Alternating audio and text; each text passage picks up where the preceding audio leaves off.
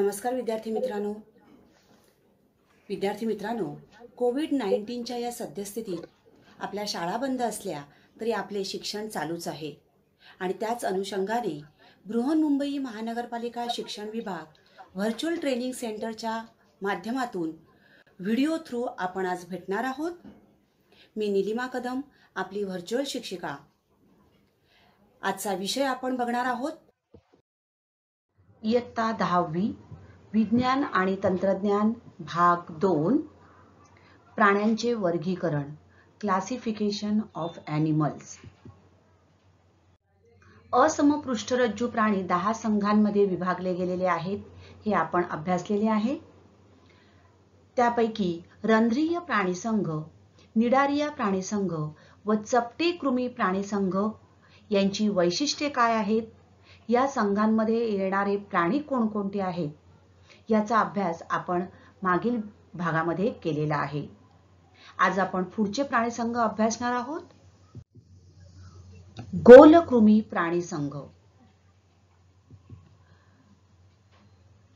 नावाप्रमाणेच या प्राण्यांचे शरीर बारीक धाग्यासारखे लांबट किंवा दंडगोलाकार असे असते आणि म्हणूनच या प्राणीसंघाला गोलकृमी म्हणजेच या प्राणीसंघातील प्राण्यांना गोलकृमी असे म्हणतात।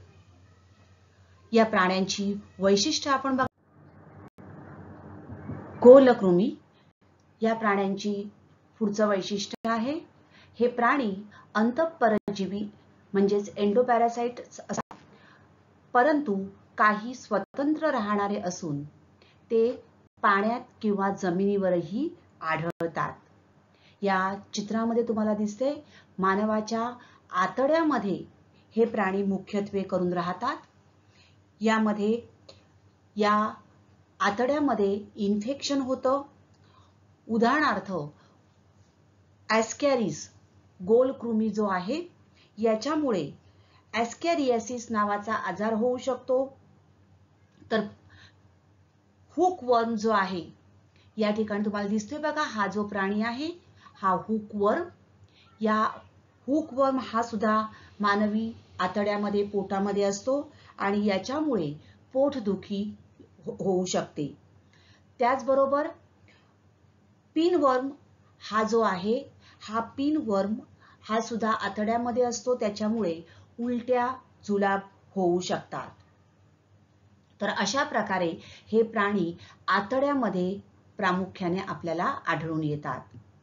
पुढचं वैशिष्ट्य आहे, या प्राण्यांचे शरीर हे त्रिस्तरीय असते आणि त्यांच्या शरीरात आभासी देहगुहा असते आणि म्हणूनच यांना सुडोसिलोम असे म्हणतात।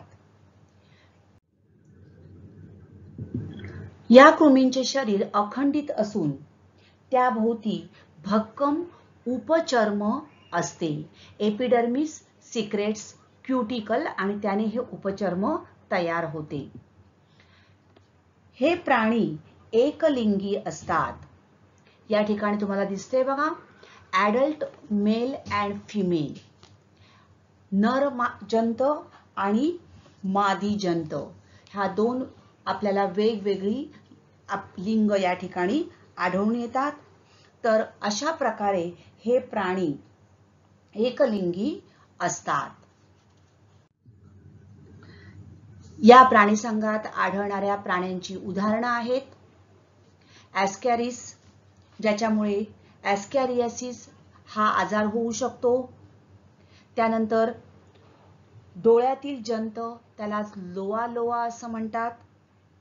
तर हत्तीपाय रोगाचा जंत एलिफॅन्टायसिस फिलॅरियासिस हा जो आहे, हा हत्तीपाय या रोगाचा जंत जो आहे, फिलारिया वर्म, याच्यामुळे हत्तीपाय हा रोग होतो।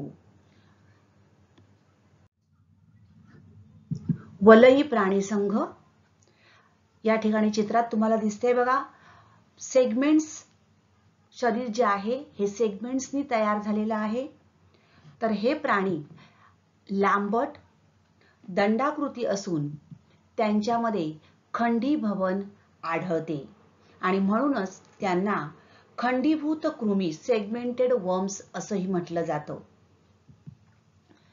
हे प्राणी त्रिस्तरीय द्विपार्श्व सममित असतात. तसेच त्यांच्या शरीरात सत्य देहगुहा आढळून येते.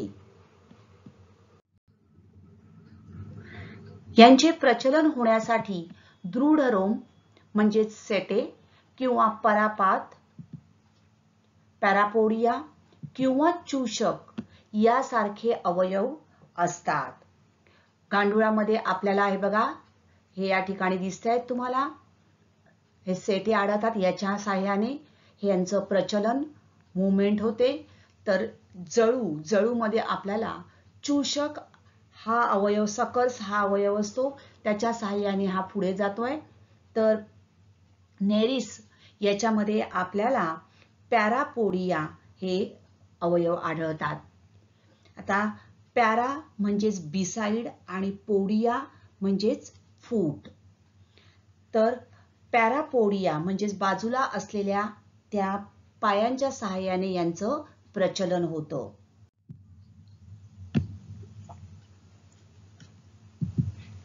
यांच्या सर्वांगाभोवती विशिष्ट उपचर्म असते, cuticle which covers body for protection.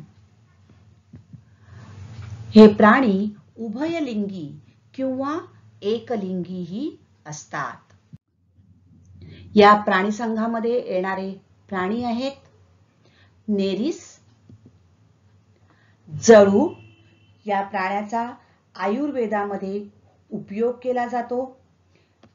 जळू अशुद्ध रक्त ओढून घेते आणि त्यामुळे आपल्या शरीरातील अशुद्ध रक्त बाहेर काढण्यासाठी या जळूचा उपयोग केला जातो. आणि गांडूळ याला शेतकऱ्याचा मित्र असे म्हणतात, कारण गांडूळ शेतामध्ये किंवा मातीमध्ये राहतो आणि त्याचं खाद्य म्हणजेच मातीत कुजणारे घटक आणि ते मिळवण्यासाठी हा माती वर खाली करतो.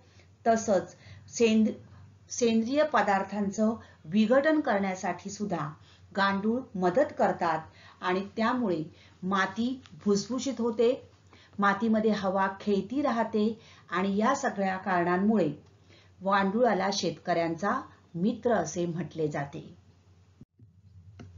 पुढचा संघ आहे संधिपाद प्राणी संघ, फायलम आर्थ्रोपोडा. फायलम आर्थ्रोपोडा या ठिकाणी तुम्हाला लॉबस्टर हा प्राणी दिसत आहे. या प्राण्याचं शरीर तुम्हाला दिसतंय बघा, छोट्या छोट्या तुकड्यांनी जोडून तयार झालेली अनेक उपांगे असतात.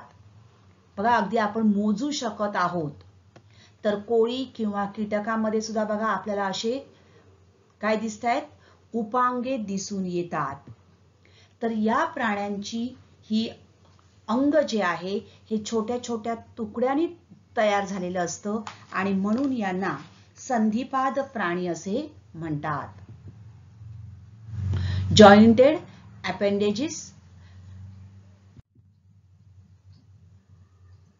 या प्राणी संघामध्ये आढळणारे हे विविध प्रकारचे प्राणी, आतापर्यंत बघितलेल्या प्राणी संघापैकी या प्राणी संघामध्ये सगळ्यात जास्त प्रमाणात प्राणी आहेत आणि म्हणून संधिपाद प्राणी संघ हा प्राण्यांमधील सर्वात मोठा संघ आहे.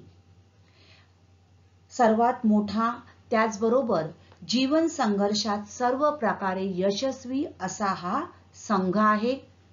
हे प्राणी आपल्याला अगदी खोल महासागर तसेच उंच पर्वत शिखरे अशा सर्व प्रकारच्या अधिवासामध्ये आढळून येतात.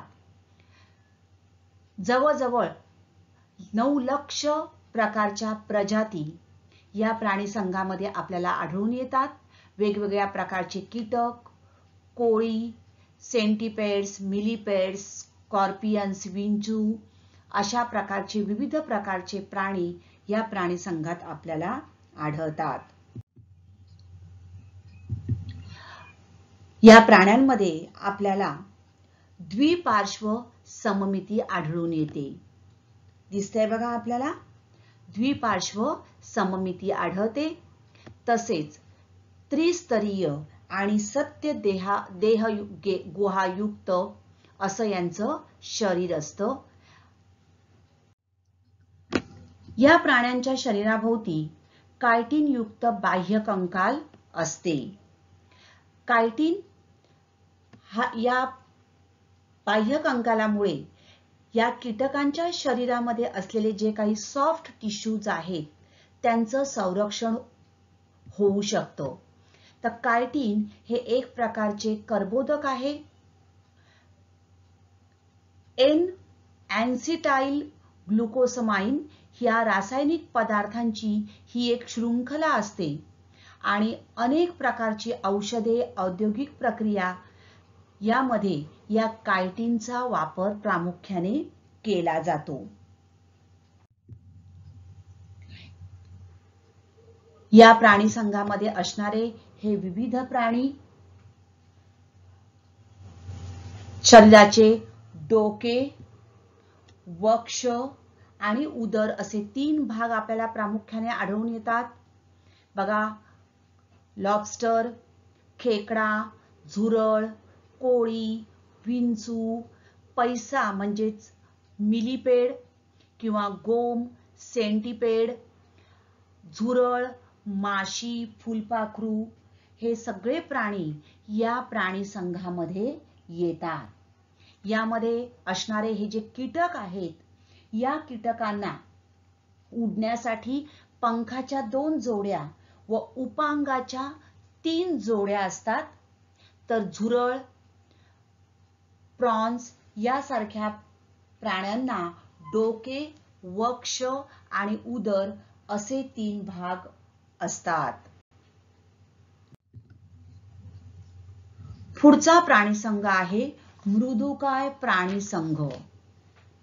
फायलम मोल्युस्का. मोल means soft body. मोल्युस्क means soft body आणि त्यावरूनच या प्राणी संघाला नाव आहे मृदुकाय म्हणजेच मोल्युस्का. तर या प्राण्यांचं शरीर हे मऊ आणि बुळबुळीत असं असतं.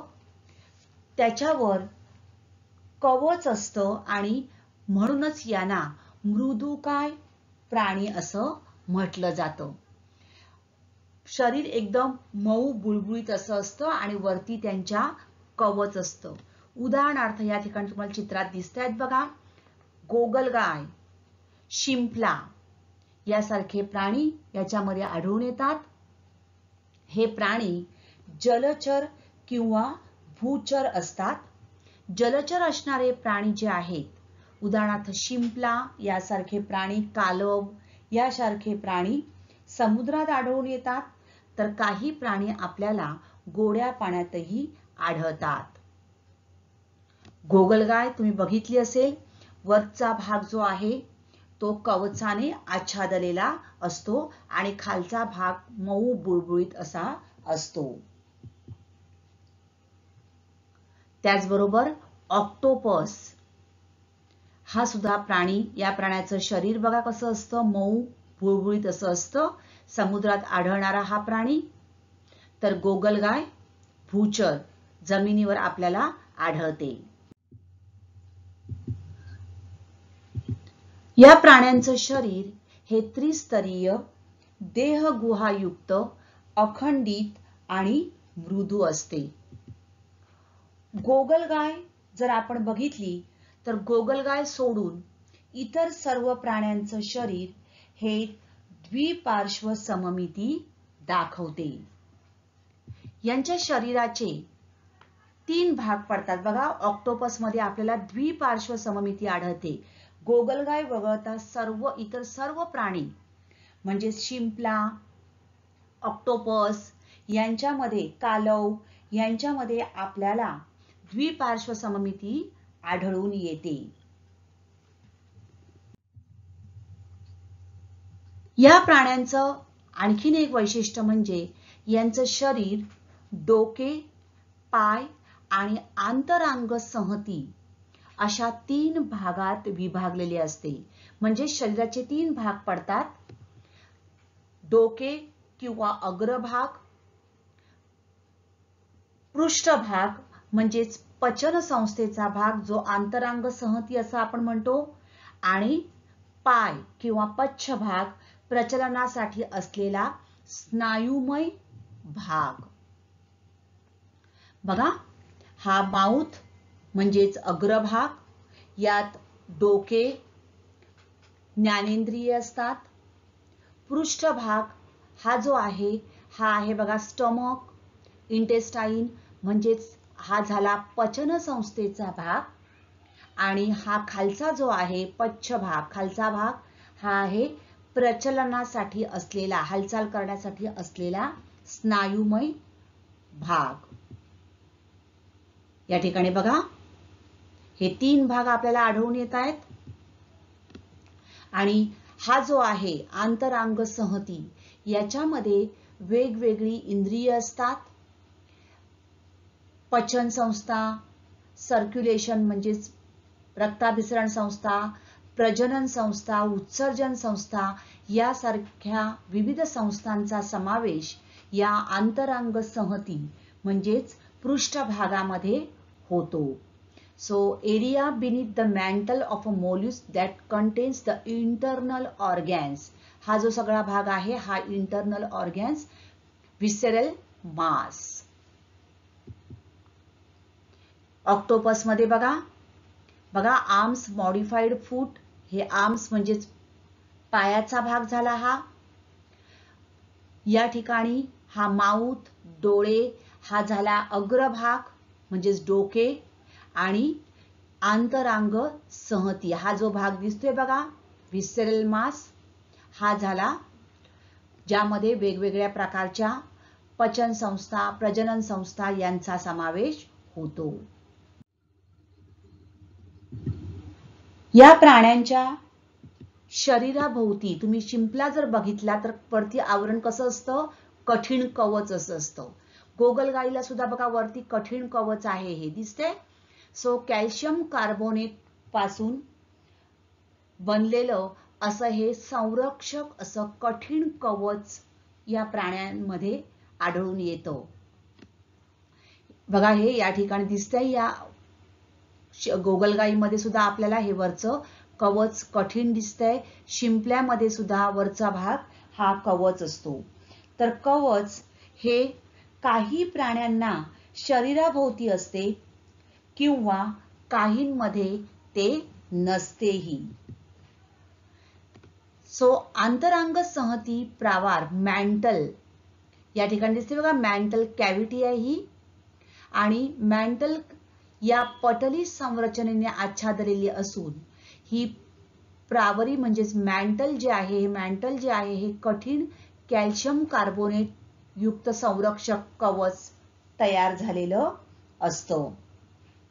आणि त्यामुळे याचं संरक्षण होऊ शकतं. आणि हा जो मस्क्युलर फूट आहे, स्नायुमय जो पाद आहे, त्याचा उपयोग हालचालीसाठी होऊ शकतो. या संघामध्ये येणारे विविध प्राणी तुम्हाला दिसत आहेत बघा, कालव, शिंपला, ऑक्टोपस, गोगलगाय यासारखे प्राणी या संघामध्ये येतात. प्राण्यांमधील दुसरा सर्वात मोठा असा हा संघ आहे. सगळ्यात मोठा आहे संधिपाद प्राणी आणि त्यानंतर येणारा आहे प्राणी संघ म्हणजेच मृदुकाय प्राणी संघ. संधिपाद प्राणी संघातील प्राण्यांपैकी सर्वात कमी आणि सर्वात जास्त आयुष्यमान असलेले प्राणी कोणते? बघा, सर्वात मोठा प्राणी संघ आहे आणि यामध्ये लॉबस्टर या प्राण्याचं आयुष्यमान जवळजवळ 100 ते 120 वर्ष इतकं असतं. आणि सर्वात कमी आयुष्यमान असणारा प्राणी आहे मेफ्लाय. अंदाजे 24 तास, फक्त 24 तास एवढं या प्राण्याचं आयुष्यमान असतं.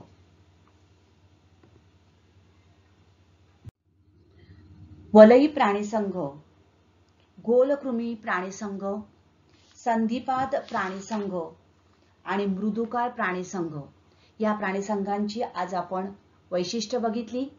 या प्राणीसंघाची वैशिष्ट्य आणि त्यावर आधारित काही प्रश्न आपण आता बघणार आहोत. पहिला प्रश्न आहे, प्रत्येक प्राण्याची लक्षणे वर्गीकरणाच्या आधारे लिहा. प्राणी कोणता आहे? गोम, सेंटीपेड. याचं वर्गीकरण आपल्याला लिहायचं आहे. पहिले वर्गीकरण लिहिताना सगळ्यात पहिले सृष्टी, प्राणी, विभाग, असमपृष्ठरज्जू, संघ, संधिपाद प्राणीसंघ. लक्षणे, आता याची लक्षणं आपण बघणार आहोत. पहिलं लक्षण आहे पेशीभित्तिका नसलेले बहुपेशीय प्राणी. दुसरं लक्षण आहे यांची अवयव संस्था, स्तर, शरीर संघटन यामध्ये येतं. अवयव संस्था, स्तर, शरीर संघटन यामध्ये आढळून येतं. द्विपार्श्व सममित शरीर त्यांच्यामध्ये आढळते. त्रिस्तरीय व सत्य देह गुहायुक्त शरीर असते आणि शरीराभोवती कायटिन युक्त बाह्य कंकाल असते. तर अशा प्रकारे आपल्याला वर्गीकरण आणि त्याची लक्षणं लिहायची आहेत. पुढचा प्राणी आहे हुकवर्म. याचं वर्गीकरण सृष्टी, प्राणी, विभाग, असमपृष्ठरज्जू आणि संघ, गोलकृमी. बघा, हुकवर्म याचा संघ कोणता आहे? गोलकृमी. लक्षणं बघूया आपण. पहिलं, पेशीभित्तिका नसलेले बहुपेशीय प्राणी, अवयव संस्था, स्तर, शरीर संघटन, द्विपार्श्व सममित शरीर, त्रिस्तरीय व आभासी देहगुहायुक्त शरीर आणि शरीर अखंडित असून त्याभोवती उपचमचे. आकृती काढून नावे द्या व वर्गीकरण लिहा. गोलकृमी किंवा जंत. आकृती तुम्हाला काढायची आहे आणि त्यांना नावं द्यायची आहेत. आता यामध्ये बघा, गोलकृमी किंवा जंत हे जे प्राणी आहेत, या प्राणी संघामध्ये असणारे हे प्राणी एकलिंगी असतात. त्यामुळेच आपल्याला नरजंत आणि मादी जंत हे वेगवेगळे दोन्ही दाखवावे लागणार आहेत. अवयव दाखवूया आपण. मुख, त्यानंतर जनन छिद्र, उत्सर्गी छिद्र आणि शेपूट. बघा, नरजंत आणि मादी जंत. नरजंताचं शेपूट जे आहे हे काय दिसतंय आपल्याला? गोलाकार वक्र दिसतंय. तर मादी जंत जो आहे याचं शेपूट सरळ आहे.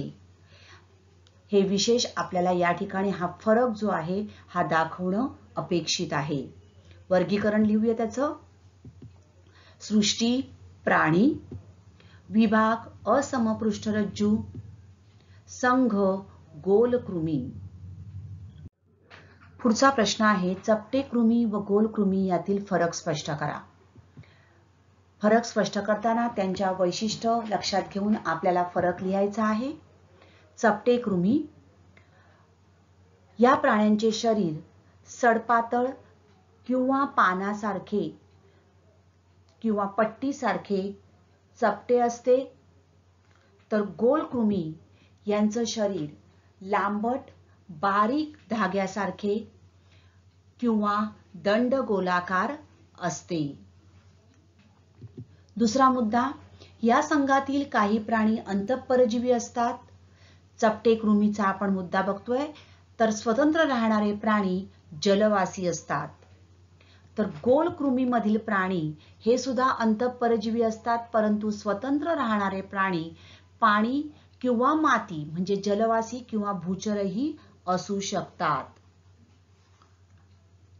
तिसरा फरकाचा मुद्दा आहे, चपटे कृमी या संघातील प्राणी त्रिस्तरी आणि देहगुहाही नसतात, तर गोलकृमी संघातील प्राणी त्यांचं शरीर त्रिस्तरीय असते आणि त्यांच्या शरीरात आभासी देहगुहा असते. पुढचा मुद्दा, चपटे कृमी या संघातील प्राणी उभयलिंगी असतात, म्हणजेच एकाच प्राण्यांच्या शरीरात नर आणि मादी या दोन्ही प्रजनन संस्था असतात, तर गोलकृमी आपण बघितलं नरजंत आणि मादी जंत हे वेगळे आपल्याला ओळखू येऊ शकतात. चपटे कृमी उदाहरणार्थ प्लॅनेरिया, लिव्हर फ्लूक, पट्टकृमी, तर गोलकृमी उदाहरणार्थ पोटातील जंत, हत्तीपाय रोगाचा जंत किंवा डोळ्यातील जंत. तर खालील तक्ता पूर्ण करा. आपल्याला काय काय दिलेली माहिती आहे ती लक्षात घ्या. देहगुहा, जननस्तर आणि संघ. देहगुहा पहिला मुद्दा बघूया. देहगुहा नसते आणि कोणता संघ आहे?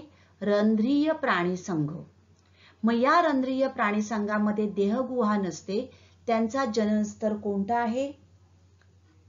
रंध्रीय प्राणी संघातील प्राणी कोणते आहेत? द्विस्तर. जननस्तर त्यांचा कोणता आहे? द्विस्तर. दुसऱ्या मुद्द्याकडे येऊया आपण.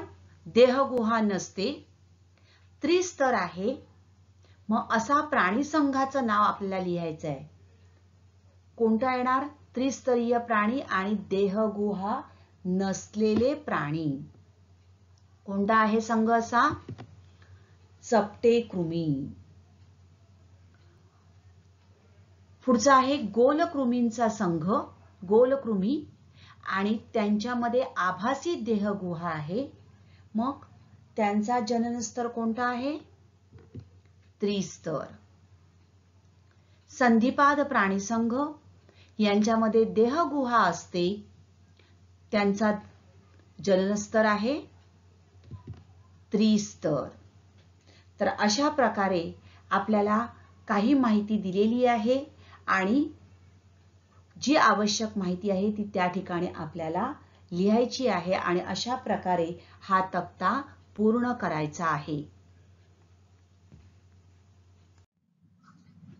पुढचं आपण बघणार आहोत. तशाच प्रकारचं तक्ता पूर्ण करायचा आहे आपल्याला. देहगुहा, रचनात्मक संघटन लिहायचं आहे आणि संघ आपल्याला दिलेले आहेत. प्रत्येकी एक उदाहरणही आपल्याला या ठिकाणी लिहायचं आहे. रंध्रीय प्राणी संघ, देहगुहा नसते.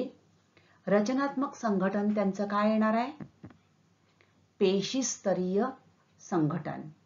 उदाहरणार्थ सायकॉन किंवा स्पॉन्जिला. दुसरा प्राणी संघ आहे चपटे कृमी. यांच्यामध्ये सुद्धा देहगुहा नसते. यांच्यामध्ये असणारं रचनात्मक संघटन आपल्याला लिहायचं आहे.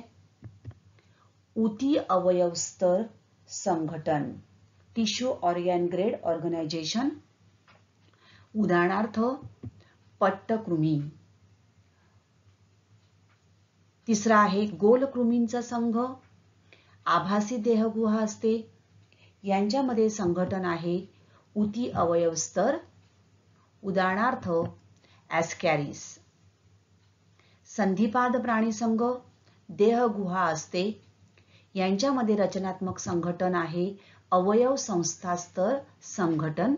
उदाहरणार्थ खेकडा, झुरळ. तर अशा प्रकारे आपल्याला तक्ता पूर्ण करण्यासाठी प्रश्न येऊ शकतात. त्यासाठी प्रत्येक संघाची वैशिष्ट्य, त्यांची उदाहरणं आपल्याला माहिती असणं आवश्यक आहे. आज आपण वलयी प्राणी संघ, संधिपाद प्राणी संघ, मृदुकाय प्राणी संघ या संघातील प्राण्यांची वैशिष्ट्य तसेच कोणकोणते प्राणी यामध्ये येतात हे आपण बघितलेलं आहे. इतर प्राणी संघ जे आहेत त्यांची वैशिष्ट्य, उदाहरणे आणि अशाच काही प्रश्नासहित पुढच्या भागात भेटणार आहोत. तेव्हा पुढचा व्हिडिओ नक्की पहा, सबस्क्राईब करा. थँक्यू. तर विद्यार्थी मित्रांनो, आता आपण इथेच थांबणार आहोत. अशाच काही सुंदर सुंदर व्हिडिओसहित पुन्हा भेटणार आहोत पुढच्या भागात. तोपर्यंत थँक्यू. घरी राहा, सुरक्षित राहा.